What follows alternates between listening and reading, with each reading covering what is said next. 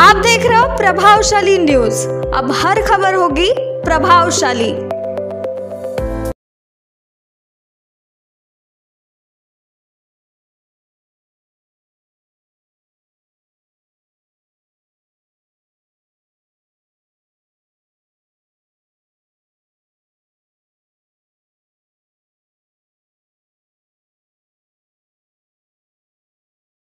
की तरफ से मैं नॉमिनेटेड कैंडिडेट हूँ, मगर मैं किसी भी तरह का प्रचार और ये सब चीज़ें मैं अभी नहीं कर पाता हूँ। फिलहाल किस तरह से मिल रही है। अभी जो है हमारा लोन जो है मैक्सिमम 25 लाख रुपए दे रहे हैं भागधारकों को, जो मात्र 5% रेट पे दिया जा रहा है। उनसे ब्याज जो है वो 5% वसूला जाता है। उसके साथ ही जो भागधारक की CMTD जो जमा होती है, वो CMTD पे 8.5% ब्याज दिया जाता है। तो ये भागधारक को मिलने वाली बहुत बड़ी राहत है और बहुत बड़ी सुविधा है कि जो प्रॉफिट मिल रहा है उस प्रॉफिट को सभी शेयर धारकों में बांटा जा रहा है। 1,25,000 जो शेयर होल्डर है, सब में जो है वो प्रॉफिट के रूप में बांटा जाता है। और ये 8.5% ब्याज जो है वो मुझे नहीं लगता कि कहीं पे भी किसी बैंक में जो है वो 8.5% ब्याज दिया जाता है। मगर इसी सोसाइटी जो है वो केवल और केवल भागधारकों के हित में जो है वो निर्णय लेती है और जहाँ तक हो सके वो भागधारकों के फ़ायदे की बात सोचती है। चाहे जन कल्याण की बात हो, चाहे स्कूल के बच्चे, उनके भागधारकों के जो बच्चे हैं उनको प्रोत्साहन राशि जब पहले 70% था, 65% था, जिसको अभी कॉमन 50% तक लिया है। अगर 50% में भी हमारे किसी भागधारक का बच्चा उत्तीर्ण होता है, पास होता है, तो उसे भी जो है वो प्रोत्साहन राशि इसी सोसाइटी की तरफ से दी जाती है। उसके साथ ही कई ऐसे जन कल्याणकारी है जिसमें हेल्थ के संबंधित भी है। हेल्थ में भी अगर कोई गंभीर बीमारी से ग्रसित है तो उसे 50,000 तक की एक मुश्त राशि जो है वो उसे सहायता प्रदान की जाती है कि 35,000 रुपये भी एक मुश्त राशि। उसके साथ ही ऑन ड्यूटी डेथ अगर किसी भागधारक की हो जाती है तो उसे जो है वो उसका जो भी लोन है वो पूरा का पूरा माफ़ कर दिया जाता है और 35,000 रुपये उसको जो है वो एक सहायता दी जाती है उसके परिवार को, वो भी उसको एडिशनल रूप से दी जाती है। तमाम तरीके की बातें हो रही है और जो नई पॉलिसी लोगों तक जानी चाहिए, कामगारों तक जानी चाहिए, वो जा नहीं रही है। ऐसा भी कहा जा रहा है कि जिस तरीके से जो मैसेजेस है वो लोगों को कामगारों तक नहीं जाते, उनकी जानकारियाँ पूरी तरह से नहीं मिलती और जो लोन लेते हैं उनके साथ गारंटर जो है उस पर उसका किधर न किधर प्रेशर आता है, तनाव आता है। तो वो भी बातों की तरफ ध्यान देना ज़रूरी है और भी बहुत सारी ऐसी बातें हैं जो बदलाव होना ज़रूरी है। क्या क्या कहना चाहिए? देखिए, इसी सोसाइटी वित्तीय संस्था है, वो एक सोसाइटी की तरह चलती है, बैंक की तरह नहीं है। तो जो भी सोसाइटी के अंदर जो सोर्स ऑफ इनकम है उसका केवल 5% इंटरेस्ट जो लिया जाता है, भागधारक जो लोन लेता है वही प्रॉफिट है और उस प्रॉफिट में से जो है वो सोसाइटी चलाना है। सोसाइटी चलाने के साथ में जो CMTD पे 8.5% ब्याज जाता है वो भी उसमें है। उसके साथ ही पिछले कई सालों से जो है वो डिविडेंड के रूप में जो है वो 17% भी दिया है और पिछले 5 साल से 19% तक का डिविडेंड जो है वो सभी भागधारकों को मिला है। और पिछले वर्ष जो है वो हमारा आदरणीय महामंत्री और बोर्ड के डिसीजन से 20% जो मल्टी स्टेट कोऑपरेटिव बाइलॉज के अंदर मैक्सिमम 20% का डिविडेंड्स है, वो डिविडेंड जो है वो सभी भागधारकों तक पहुंचा है। तो हमारी कोशिश यही रहती है कि भागधारकों तक जो भी प्रॉफिट होता है उसका प्रॉफिट का जो भी हिस्सा है वो भागधारकों तक पहुंचे, यही हमारी कोशिश रहती है। मैसेज को लेकर काफ़ी दिक्कतें हैं। मैसेज जैसे जैसे टेक्नोलॉजी अपडेट्स मिल रहा है, उस टेक्नोलॉजी अपडेट्स के हिसाब से अभी SMS के भी सॉफ्टवेयर डेवलप हो गया है, तो वो भी SMS सभी लोगों को आने शुरू हो गए हैं। आगे आगे जैसा जैसा टेक्नोलॉजी में अपडेट मिलता जाएगा तो उस तरफ जो है वो सोसाइटी भी अपना बढ़ रही है कि भाई नई टेक्नोलॉजी के साथ में जो चीज़ें जो है वो भागधारकों तक में पहुंचा सकते हैं वो बिल्कुल पहुंचाया जा रहा है। और अभी जो सोसाइटी में ट्रांजैक्शन एक CMTD जमा होती है उसका मैसेज जो है वो सोसाइटी जो है हर भारत तक पहुँचा रहा है। उसके साथ ही EMI अगर लोन ले रहा है तो लोन की EMI उसके कट होगी, वो जमा है, उसका मैसेज जो है उससे तक जा रहा है। और सोसाइटी में किसी भी तरह का कोई कैश ट्रांजैक्शन तो होता नहीं है, कैश ट्रांजैक्शन है नहीं तो कोई इश्यू नहीं, वो ऑलरेडी डिजिटल बेसिस पे ही है। जो भी लेन देन होता है वो केवल डिजिटल ही होता है, कैश का कोई लेन देन नहीं है। चुनाव प्रक्रिया कैसी चल रही है? चुनाव प्रक्रिया सभी शांतिपूर्ण चल रही है, लोग आ रहे हैं, अच्छे से वोटिंग कर रहे हैं और कहीं पे भी कोई ऐसी दुविधा या नज़र नहीं आ रही है। सभी लोग बड़े उत्साह के साथ में जो इसी सोसाइटी में वोटिंग करते हैं, तो वोटिंग चल रही है, कोई इश्यू नहीं है, बढ़िया अच्छा वोटिंग चल रहा है। फिर एक बार 111 का आंकड़ा पार होगा। 111 का आंकड़ा क्या, ये तो मैं तो सोच रहा हूँ कि ये 111 क्या, जिस तरीके से सोसाइटी पारदर्शिता से चल रही है वो 111 क्या 1011 तक चले गए वो। तो आपने देखा, तो जी हाँ, सेंट्रल रेलवे मजदूर यूनियन की तरफ से भी आप देख रहे हैं कि यहाँ पर चुनाव प्रक्रिया फिलहाल शुरू है। हमारे साथ बात करने के लिए दिनेश बांबुड़े जी हमारे साथ जुड़े हुए हैं, तो हम सीधे उनसे बात करेंगे कि चुनाव प्रक्रिया फिलहाल कैसी चल रही है, किन मुद्दों पर 111 सालों से जो कार्यरत है नेशनल रेलवे मजदूर यूनियन, क्या इस बार सेंट्रल रेलवे मजदूर यूनियन को लोगों का मतदान मिलेगा या लोगों का प्रतिसाद मिलेगा, तो वो देखना होगा। लेकिन यहाँ पर चुनाव फिलहाल चल रहा है, लोग मतदान कर रहे हैं, रेल कर्मचारी मतदान कर रहे हैं, तो हम सीधे जानेंगे कि क्या नई पॉलिसी लोगों के लिए होना चाहिए, क्या नए बातें लोगों के लिए होना चाहिए। हम सीधे बात करेंगे, क्या कहना चाहेंगे, किस तरीके से नई पॉलिसी अब इस बार होना चाहिए, क्योंकि 111 सालों से कार्यरत है, कोई हिला नहीं पाया, सबकी पसंद सबका भरोसा नेशनल रेलवे मजदूर यूनियन की तरफ देखा जा रहा है। तो इस बार आपकी तरफ से किस तरीके का प्रयास किया गया, मजदूरों के लिए क्या नई पॉलिसी होना चाहिए?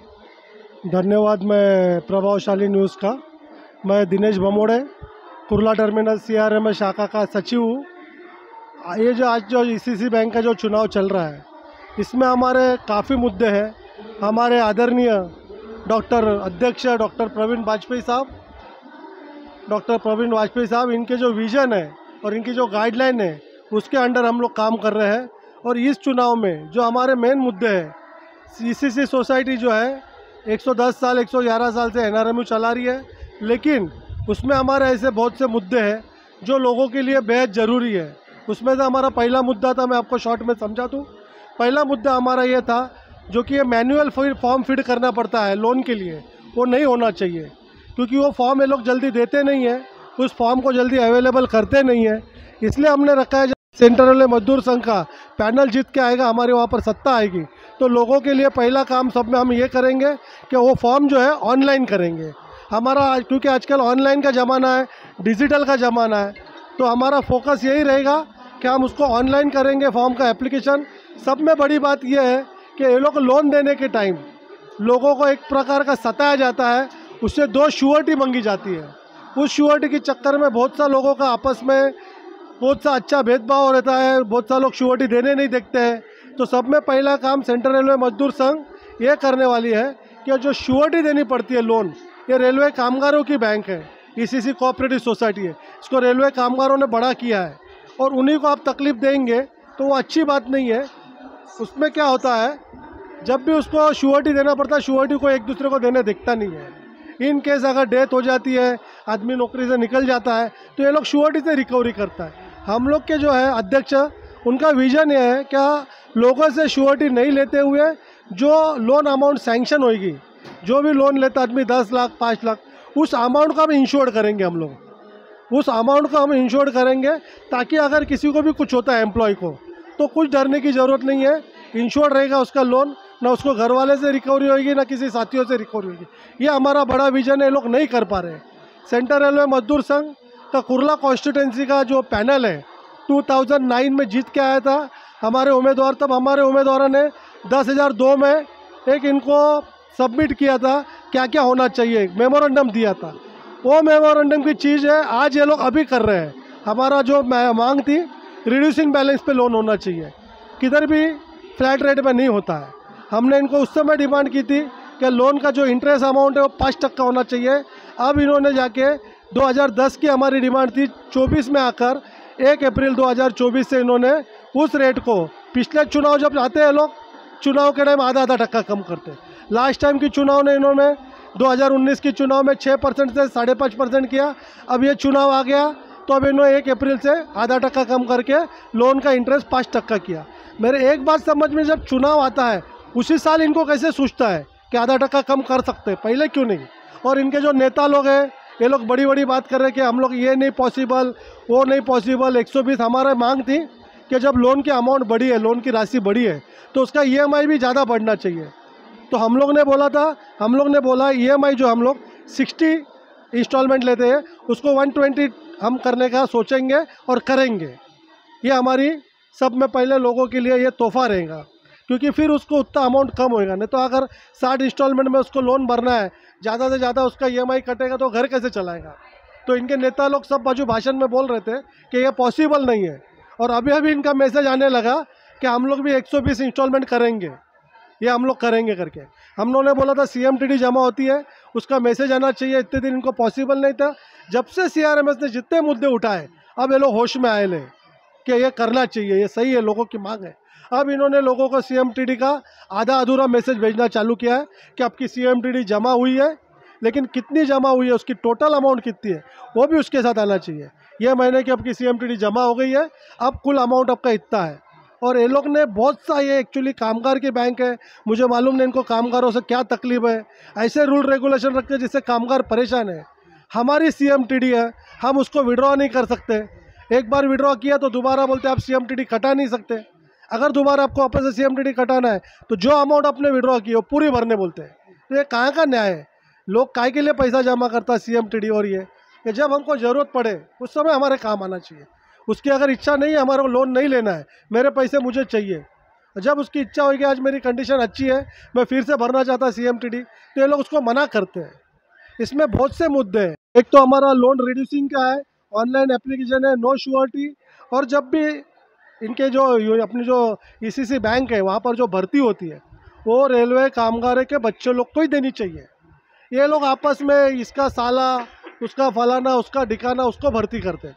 जब सेंट्रल रेलवे मजदूर संघ का पैनल जीत के आएगा, मैं आपको दावे के साथ बताता हूँ, जब भी वहाँ भर्ती निकलेंगी, 10 अगर क्लास 4 की भर्ती है, प्यून की है, क्लर्क की है, उस भर्ती का नोटिफिकेशन हर डिपो में जाना चाहिए, हर लोगों को मालूम पड़ना चाहिए कि यहाँ पर भर्ती है।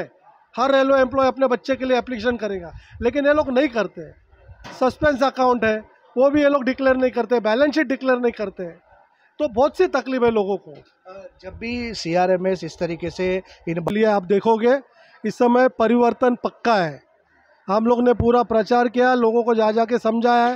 ये लोग लोगों को मिसगाइड करते हैं बाद में, क्या ये लोग गलत बोल रहे हैं, बैंक डुबा देंगे, कोई नहीं डुबाते। आप करोड़ों रुपए का सस्पेंस अकाउंट है, लोगों को बता नहीं रहे। आप बैलेंस शीट नहीं प्रोड्यूस करते हर आदमी को। आपका जब वार्षिक अधिवेशन होता है हर बैंक का, हर शेयर होल्डर को बुलाना चाहिए।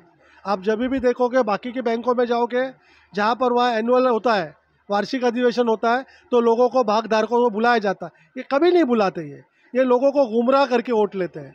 और अब इनके होश ठिकाने आए हैं। जो हमारे मुद्दे थे इन्होंने CMTD का मैसेज देना चालू किया, रिड्यूसिंग बैलेंस का अभी तक कर नहीं रहे ये लोग बोलते डूब जाएंगे, कोई डूब नहीं जाती है बैंक। और इन्होंने देखा अभी श्योरिटी का अभी तक नहीं किया है। इन्होंने 2-4 मुद्दे तो हमारे लागू कर दिए खुद ही, अभी लोगों को मैसेज भेजना चालू कर दिया है। और लोगों को हमने जो और भी हमारी डिमांड है वो हम इनसे करा के लेंगे। अभी से हमने इतना प्रेशर बनाया है कि इनको हमारी बात अभी सुननी पड़ेगी। जो 5% हमारा इंटरेस्ट का था, अब इन्होंने जाके हमारे प्रेशर की वजह से, सेंट्रल रेलवे मजदूर संघ ने जो प्रेशर डाला है लोगों में, जो लोगों को समझाया है, अब इनको प्रेशर है, इन्होंने 5.5% से 5% किया है। तो अब तो बदलाव आएगा क्या? बदलाव आना जरूरी है, आएगा। लोग अभी बदलाव के मूड में है, परिवर्तन जरूरी है। लोगों को जैसे अभी डिजिटल हुआ है, लोगों को मालूम पड़ गया है कि इन्होंने क्या क्या किया, अभी तक क्या नहीं किया है। करोड़ों रुपए इन्होंने खर्चा बताया, लाखों रुपया डेलीगेट्स का और इसका उसका, तो वो कहाँ पर खर्चा हुआ आपका वो पूरा बताना चाहिए। अब उसका डिटेल देना चाहिए। एक सिर्फ अमाउंट आप डाल के नहीं चलेगा बैलेंस शीट में कि ये खर्चा है, वो खर्चा किस काम के लिए आपने लगाया, उसका डिटेल्स होना चाहिए बैलेंस शीट में। हमारी ये मांगे है। इस समय परिवर्तन पक्का है। सेंट्रल रेलवे मजदूर संघ की ओर से हमने पूरा प्रचार किया है और हमें उम्मीद है, आशा है कि इस समय हमारा पैनल जीत के आएगा। चुनाव प्रक्रिया फिलहाल कैसे चल रही है? लोग आ रहे हैं क्या? मतलब लोग आ रहे हैं। हम लोगों को कन्विंस किया था, लोगों को समझाया कि आपका वोट कितना ज़रूरी है। पहले वोट का परसेंटेज बहुत कम था, इस समय वोट का परसेंटेज देखेंगे ज़्यादा रहेगा। हमारे लोगों ने, हमारी पूरी CRMS की कैडर ने दिन रात नाइट में भी जाके प्रचार किया, हर एक की डेपो में जाके प्रचार किया, लोगों को समझाने का काम किया है। RPF स्टाफ को समझाया, सबको समझाया। हमारे पास बहुत शिकायत आती है, जो लोग ट्रांसफ़र होके आए हैं बाकी डिवीजन से, उनका ये लोग CMTD बराबर अकाउंट नहीं हो रहा है, उनका लोन का अकाउंट नहीं मिल रहा है। तो इस बार परिवर्तन पक्का है, ज़रूरी है। CRMS जिंदाबाद। तो आपने देखा कि इस बार परिवर्तन ज़रूरी है और ज़रूर परिवर्तन होना चाहिए, एक बदलाव आना चाहिए। अगर रेल कर्मचारी को लगता है कि कुछ बदलाव होना चाहिए और जो बातें उनके हित की है वो होना चाहिए और उनके लिए उनके मुद्दों को लेकर कोई तो ऐसा होना चाहिए जो बातों को आगे रखे और उनको उस बात का न्याय मिले, इंसाफ मिले, तो ज़रूर वो बदलाव होना ज़रूरी है। तो आने वाले चुनाव के बाद में ही पता चलेगा कि लोगों ने किसको फिर एक बार उस गद्दी पर बिठाया है और किसको अपना बहुमत दिया है। तो चुनाव प्रक्रिया फिलहाल चल रही है, हम आपको अपडेट देते जा रहे हैं और आप पूरी जानकारी हमने आप तक पहुंचाई है। तो देखते रहिए आपका अपना न्यूज़ प्रभावशाली।